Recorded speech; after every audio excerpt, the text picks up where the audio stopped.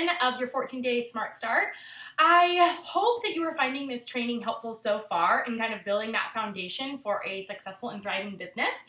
And today we're going to talk about one of the most important topics, and that is the art of following up. There is a saying that goes around that says the fortune is in the follow-up, and I've also heard people say that if you don't follow up, you don't have a business. So it is super key and a super integral piece of the puzzle to being successful that you make sure you're following up with the people that you're talking to. So first, who should you be following up with? The answer to that is everybody. You should be following up with every single person that you have ever had a conversation with in regards to this business. And so even if the conversation did not lead to Beachbody, you're still following up, just checking in with them as a human. Because while we are a network marketing business or a direct sales company, we are a people business. Relationships are what make this business work. They are what make this business successful, and they're what make this business so fun and rewarding. So even if you reached out and you did that, hey girl, I love those boots that you were wearing. Where did you get them? Even if you just did that and the conversation didn't lead to Beachbody, maybe you talked about some other things, and then when you reach out again, you're just checking in with them. How was that vacation you went on with the family? Or the other thing that you can do is, since you reached out the first time and you didn't have an ulterior motive and you weren't selfish in what you were talking about, you really were just building the relationship, their guard's going to be down. So the next time you have a group starting, you can reach out to them and say, I know this is a little crazy, but I have this upcoming accountability group starting, and I just thought of you. Would you be interested in learning anything more about it? And they'll be more open to receiving that since they've had a conversation with you before that didn't make them feel pressured or like they were being sold to or anything like that.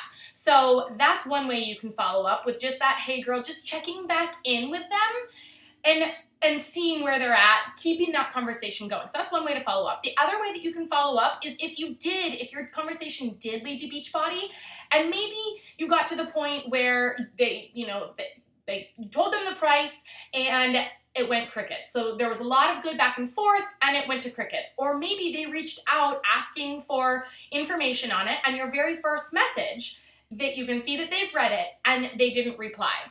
Or maybe you got to the point where you sent them the link, like they knew the price, you sent them the link, and then they just haven't purchased. So what I'm going to do is give you some of my scripts, my follow-up scripts that I use in the caption of this video. So you can use that and see the way that I follow up with people. Of course, it's my verbiage, so you'll want to change it so that it matches your style, so it seems authentic to you. And of course, you will also want to personalize it. But scripts are your friend in this business, as long as you're making sure that they match your style of the way that you speak, and also you're personalizing them to each person that you're talking to. So who should you follow up with? It's everybody. Nobody ever comes off of my list, ever. I continue following up with them forever. And then the how do you follow up, you are going to get those in the scripts, but I will give you an example. So say it was a hey girl message that led to nothing Beachbody. You might say something like, hey Amber, was just thinking about you and wanted to drop by and say hi. I can't believe it's already February. How does time fly so dang fast? Any plans coming up for the spring break? Something like that, right? So you're just starting the conversation again. Okay, so then how would you follow up? Maybe if you got to the point in the conversation where they said that they were in and you gave them the price, but then it went crickets. So I might say something like this. Hey girl, was just thinking about you and wanted to drop by and say hi. It looks like maybe you were busy and we didn't get you plugged into our last group. I know how busy life can get, but I have another group starting in February, and I know you're wanting to tone up and get into a good routine for spring. So I wanted to offer a spot to you if you're still interested. I love chatting with you and was really hoping to work together soon. XO. And of course, you'll want to insert where it says, I know you were wanting to tone up and get into a good routine. Whatever that, the issue that you found from them, you're going to plug that in there, okay? Another way that you can follow up is creating a sense of urgency on time. So you might say something like, if you've sent them the link to order and they haven't completed the purchase yet, you can send them something like, hey girl, just finalizing the details for our group, and I wanted to check in to see if you're still interested in joining us, or if maybe now isn't the right time for you. Let me know. Want to make sure I keep holding your spot for you if you're still planning on joining us. Hope you have an awesome weekend. XO, Ashley. Right? Okay, so those are a couple examples of scripts. So I've talked about who you need to follow up with, when you need to follow up with, and I will give you, there's going to be more examples to come. Why do you follow up? So I think a lot of times we think that when they see something that, and then we can see that they've seen it, but they don't reply, we take it personally, as if it is a personal attack on us, that they must think we're selling to them, that they must be grossed out with us, that they do not want to have anything to do with us. And really, 90% of the time, they just were busy. And then the other 10% of the time was they're just not sure yet. And it's never an attack on you. They're never judging you. And if they are, that's not the person you want to work with anyway. So it's the quicker you can get over the thought that you're bothering a person, the more successful you'll be with your follow-ups. Because for me, I don't ever feel like I'm bothering a person, because this business, these challenge groups, this community, the superfood nutrition and Shakeology, like what Beachbody has brought into my life has completely transformed it.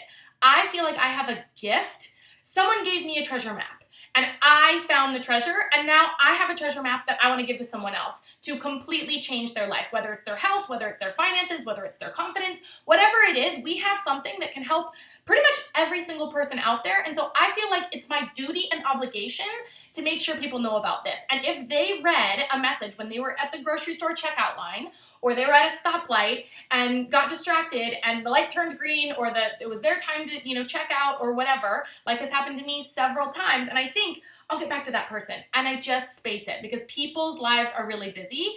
So then you're thinking they didn't want to talk to you, and they're thinking, shoot, I just forgot to message them. Didn't follow up with them, you didn't check in. And so I want to encourage you to take the pressure off of following up with people feeling like you're being salesy, and just keep in mind that you're not showing up thinking, what can you do for me? You're not showing up with a motive in mind of how can I get you to say yes? You are just showing up as a human to another human, building a relationship, presenting something that offers value to them that could change their life.